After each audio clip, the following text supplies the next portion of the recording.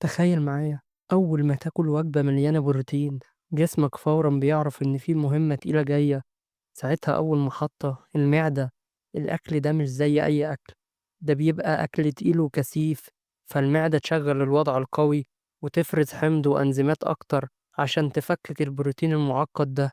والهضم هنا مش سريع، الوجبة بتقعد شوية، وده يخليك تحس بالشبع لفترة أطول. وبعد كده الرحلة بتكمل للأمعاء الدقيقة، وهنا بيبدأ التحويل الكبير. البروتين بيتفكك لأحماض أمينية، وهو الطوب اللي جسمك بيبني بيه العضلات. والأحماض الأمينية بتدخل في الدم وتوصل لكل خلية محتاجة ترميم أو نمو.